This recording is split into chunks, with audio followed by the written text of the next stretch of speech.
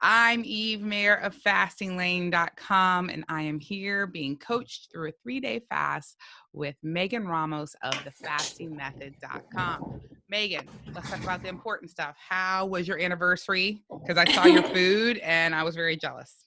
I know I should have posted a disclaimer like, do not continue on my Instagram stories if you are fasting. It was great. We had a really relaxing day and we had a great dinner. And they actually served us bone broth before our meal.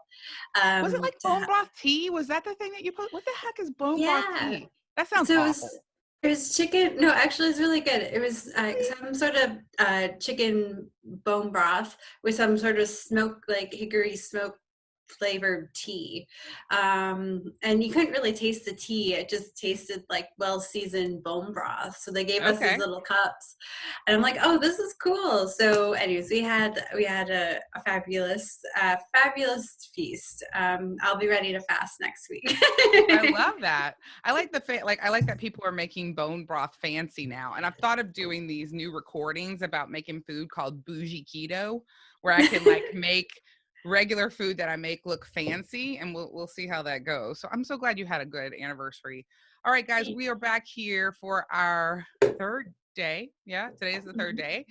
We started on New Year's Eve, and I finished eating at 7 p.m. Central Time. So I will be eating tonight at 7 p.m. Central Time. Nice. I had an awful time last night, yesterday afternoon, and I actually went to the Facebook Obesity Code group for support, and it was really helpful. So I'm going to talk first about how do you know when it's time to end a fast, and get Megan's opinion on this.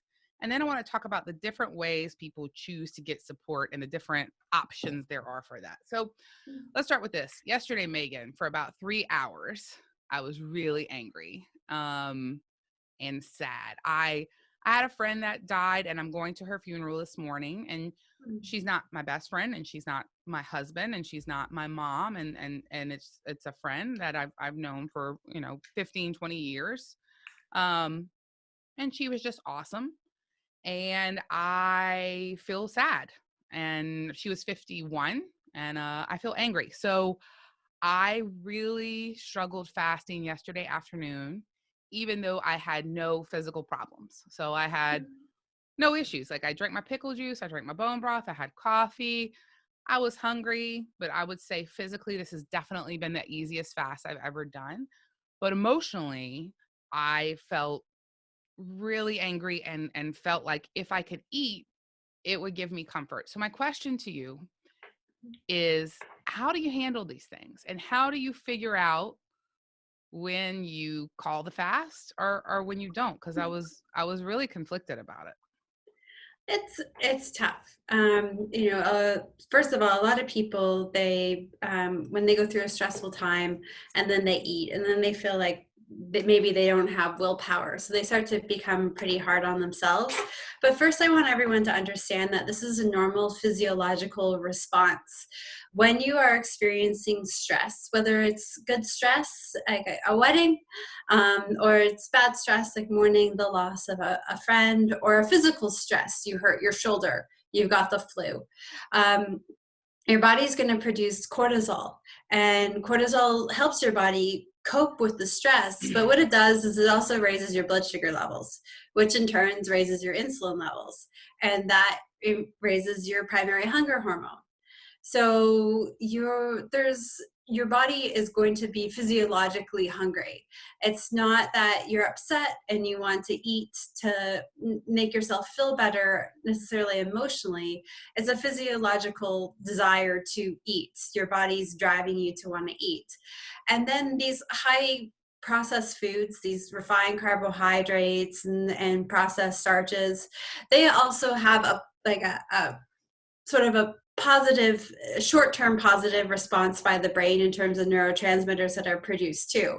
So you're upset or you're struggling with stress in whatever capacity, you're physically hungry, and your body knows from past experiences that these foods will give you a temporary pick-me-up, because eating a slice of pizza will have the same response on the brain as like taking a hit of cocaine for a drug addict.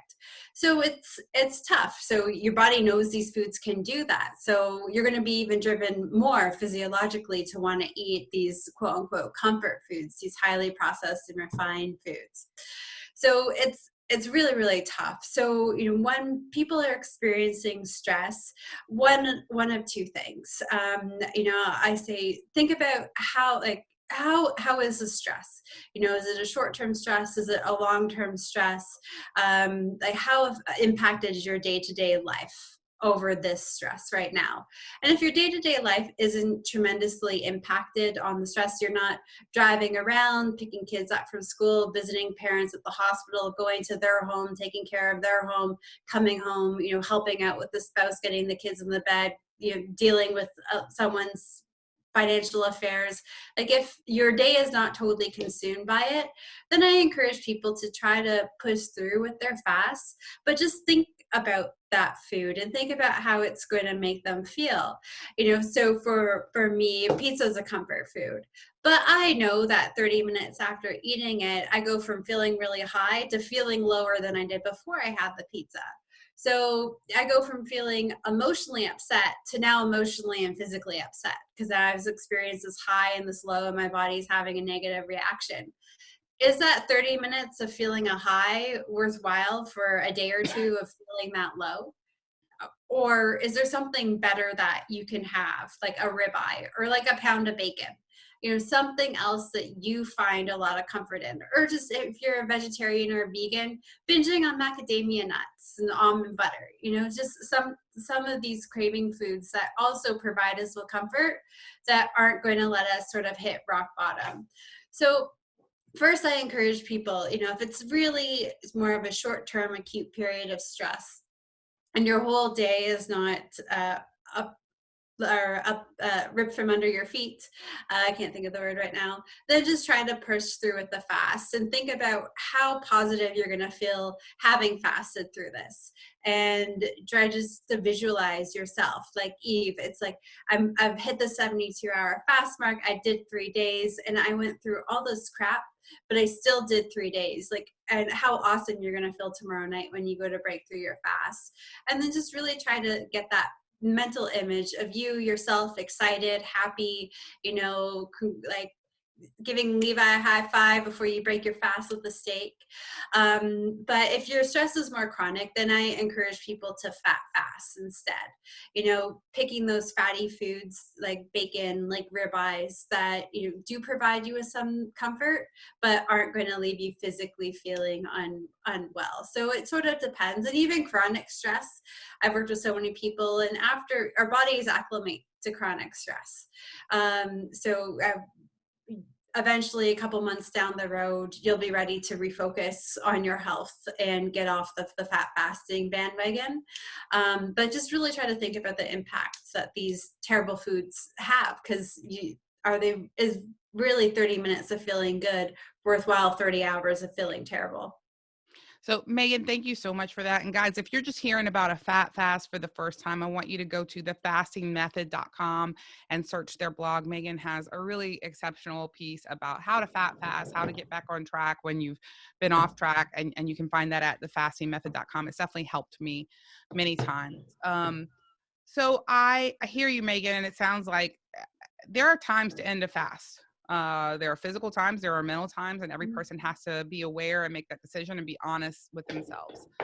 I posted in the Facebook Obesity Code group last night, and I really appreciate all the support. And there were a lot of people like, just end it and grieve, end the fast and grieve. You can fast later, which is a perfectly acceptable thing to do.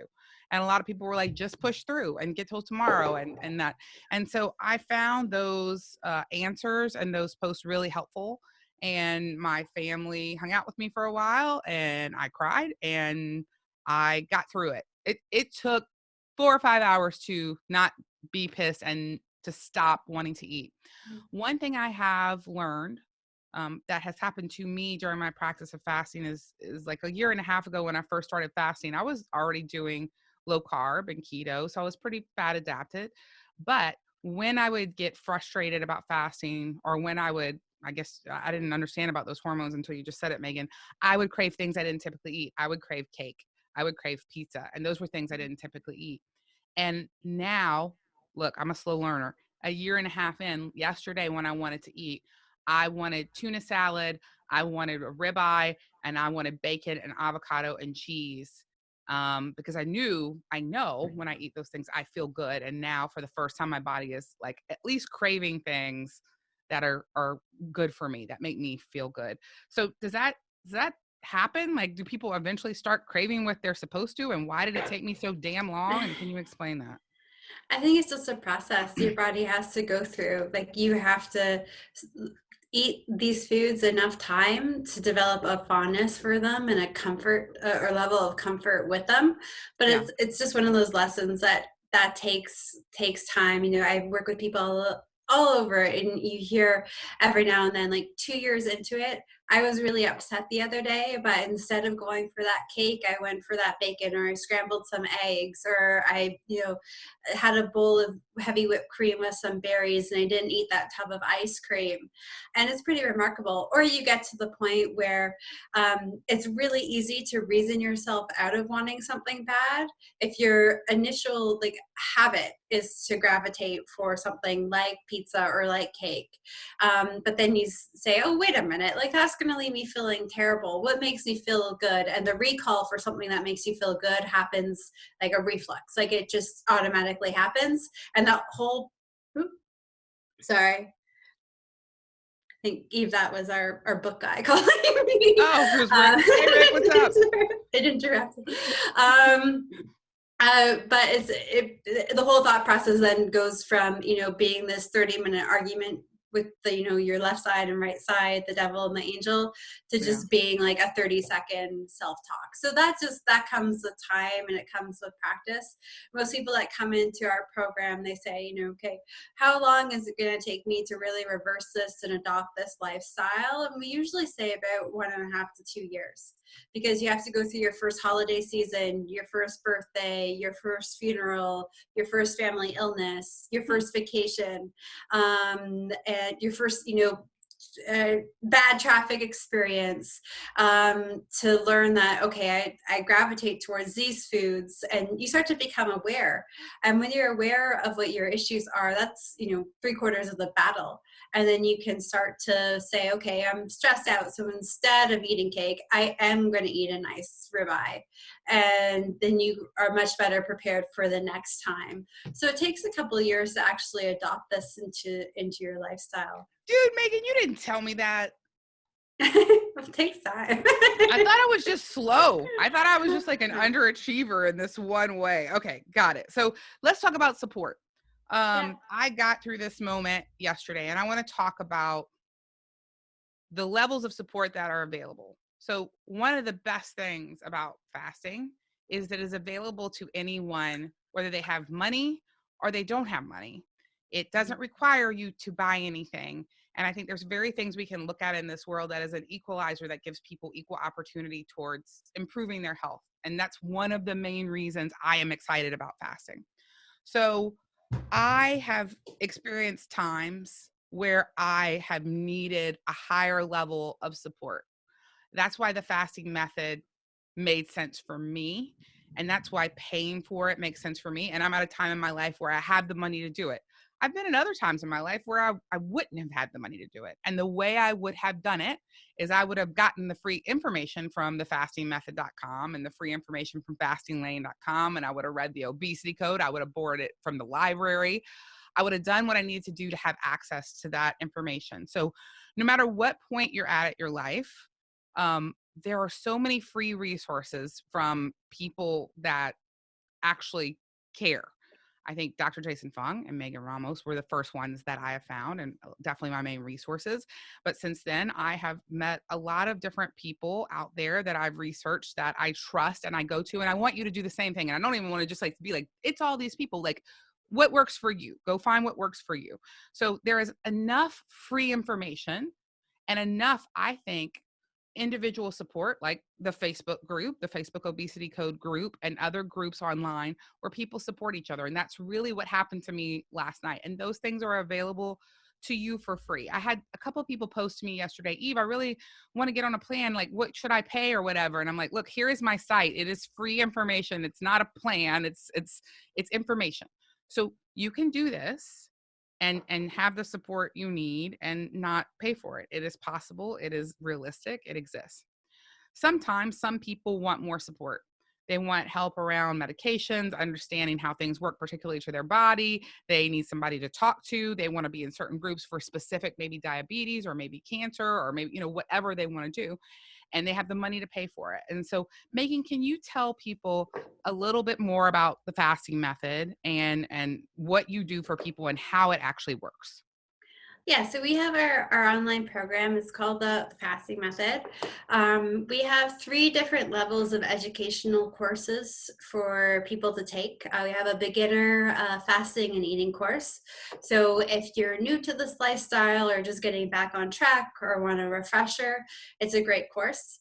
Then we have our intermediate courses, which are all sort of disease specific or goal oriented.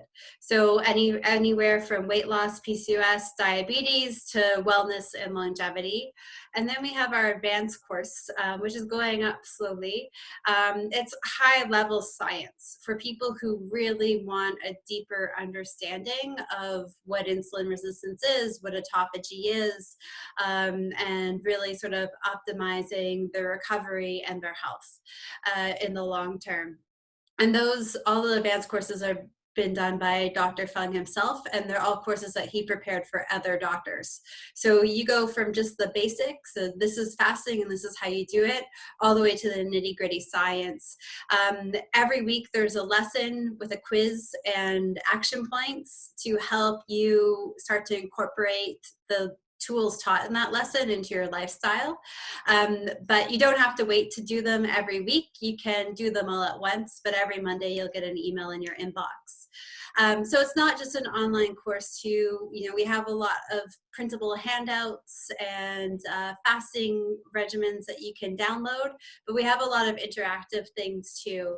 So we have focus groups that are customized. We have behavioral focus groups. So if you're struggling with food cravings, with food addiction, or just mental hurdles with fasting and family, or intermittent fasting, extended fasting, fasting for beginners, men, women, exercise, we have all these different focus groups, and they're all led by our fasting coaches. So you can jump in a focus group to a topic that relates to you and connect with people that are doing exactly where you are. If you're brand new to fasting, you can pick the beginner's fasting and the intermittent fasting and join a group, and you'll be with a bunch of people that are just beginning or restarting their fasting journey, and you'll be led by one of the coaches. We have a group fast going on weekly. We cycle through beginner, intermediate, and advanced. So every month there's always a fast, regardless of where you are in your fasting journey. Or if you're an advanced faster and just want to mix it up, you could join every week to mix up your fasting regimen and always keep things changing. We also have a book club. It's led by Coach Larry, and we've got our January book is Nina Teiholt's The Big Fat Surprise, and she's actually going to be a guest on it. So the book club meets every Friday with Larry and a special guest. Sometimes it's the author of the book.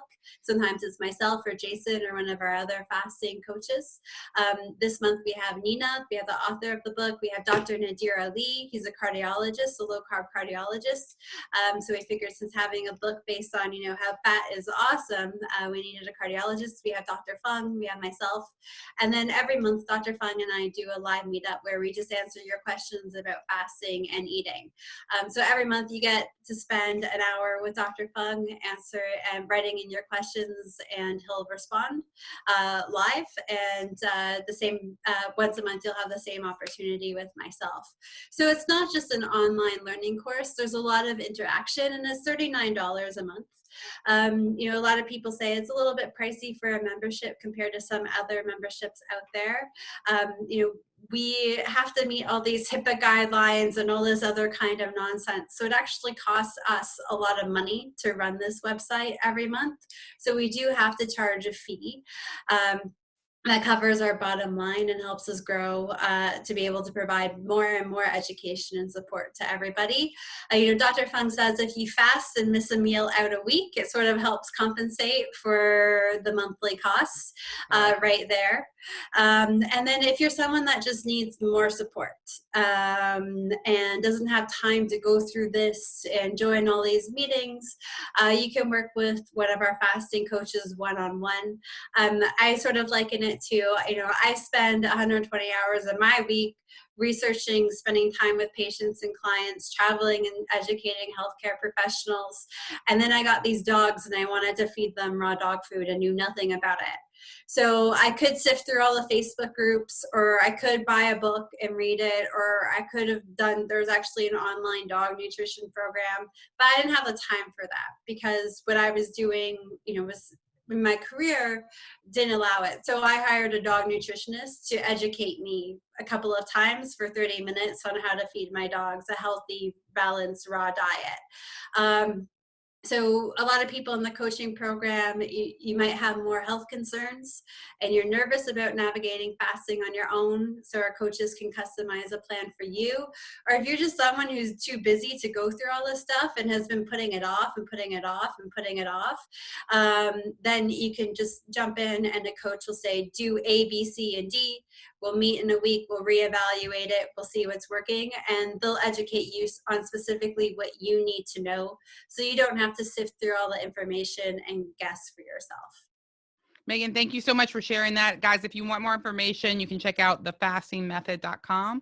It's certainly been a huge help for me. So I'm back to my questions now. And also, Megan, I want to get that information about the dog stuff because Levi and I were talking about that this morning with Holly. But anyway, all right, information now. A person sent in a question I thought was interesting. She said that she's heard Dr. Fung talk about Knox gelatin before, and she was curious if instead of having bone broth during a fast, you could have Knox gelatin. So, I mean, like that has no flavor. Like, what is Knox gelatin? So it's just collagen, more or less, and glycine. I mean, you could have it. It would definitely inhibit.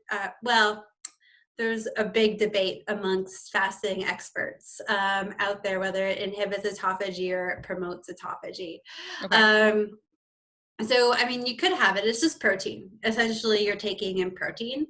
I would recommend it to women in particular who might be starting fasting with Hashimoto's thyroiditis or hypothyroidism. If you already are experiencing hair thinning because of other health issues like a thyroid disorder, it can definitely help prevent fasting, perhaps from causing any hair thinning as well. But you just need to be mindful that you are taking the glycine and the protein. It might impact autophagy. It might impact skin removal from fasting. So there's some question marks there. Would you compare it to bone broth, or you feel like it's different from bone broth? Yeah, I'd absolutely compare it to bone broth. It's like bone broth without all of the electrolytes and the nutrients, but with some of the protein. That makes sense. Okay. Thank you so much for that. I appreciate it. Now we're going to talk about the fun. Oh, wait, one more question before that. Somebody sent in, how does fasting affect menopause? So when women burn body fat, they release estrogen from fat cells. So sometimes women will actually start to get periods again because their estrogen previously, like postmenopausal women tend to be more on the estrogen depleted side of things. So when you see estrogen levels go up, you might get your period back again. It might be short term or it might be long term. I've worked with some women that now have consistently had a menstrual cycle for 4 years and they're in their 70s. So that's terrible. And it can also affect your mood. And I worked with women where it positively affects their mood or the hormonal shift negatively affects their mood. And I think even when we did the 10-day fast last year at this time, you were losing quite a lot of weight. And like it was an emotional 10-day fast. And I would attribute that to the estrogen. And just saying I was crazy during the 10-day fast. Yes, Megan, emotional. But so the estrogen, but sometimes the estrogen, people are so deficient in it, before, like while they're postmenopausal, they actually start to feel a lot better. They have increased sex drive, and they start to feel young again. But for some women who aren't too estrogen depleted, that are postmenopausal, the release of estrogen and seeing it go up a little bit too much can make them not experience a little bit of estrogen dominance side effects. So where they're feeling a little bit moody, anxious, or depressed. And are a bit more emotional. So that's one of the things we see with postmenopausal women. Usually, though, it depends on how much weight you have to lose, and it's more so during extended fasts that you're likely to experience that versus intermittent fasting. Got it. Thank you so much, Megan. Guys, we're going to wrap up. You can find out more about Megan at thefastingmethod.com. You can find out more about me at fastinglane.com. If you're looking for all these videos, they are at fasting.fyi/THREE. And please check out Megan and Dr. Fung and I's book coming out. It's available for pre-order, which is Life in the Fasting Lane. And you can find it basically everywhere, including Amazon.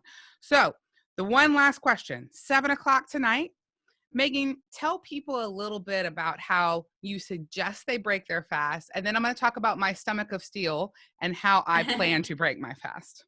So you either have a stomach of steel or you don't. That's what I've learned in all my years working with people. The big things are to avoid nuts and to avoid eggs as things to break your fast. And I do know the Complete Guide to Fasting, which was written eons ago, suggests those items. We have since had a change of heart about those food items. So avoid nuts, avoid eggs. If you do have a sensitive stomach, as it is, try to avoid tough meats to digest, so pretty much beef. Stick more to poultry and fish. And if you're a vegetarian or a vegan or an omnivore, try to eat your vegetables cooked rather than raw. So if you do have a sensitive tummy, no nuts, no eggs, no beef or tough to digest meat, poultry, fish, and cooked vegetables. And you can use fat in the cooking process, such as olive oil or ghee or coconut oil. That's not a problem at all. So those things, just nuts and eggs are the biggies. That's where we've seen the most issues with breaking the fast. Now, some people have a tummy that's a tank. Some people do have more digestive issues. So if you do find that you experience diarrhea when breaking your fast, next time you break a fast, try having some water with some psyllium husk in it. You just take a glass of water. I know this is bigger than a glass of water. Add in 1 or 2 tablespoons of psyllium husk. Let it sit for about 15 to 30 minutes, and then drink that about half an hour before you have your meal. Sometimes that's not enough, and I've actually learned from the focus groups that I run online. Someone recommended a great trick of just having a really fatty yogurt and with some flaxseed and some chia seeds or psyllium husk in it, and the probiotics in that fatty yogurt really seem to help get the body into good shape for digesting too. So those are just some of my tips. I love it. I've done this a few times, and I always break my fast with bacon. Always, always, immediately bacon, because I miss it when I'm not eating.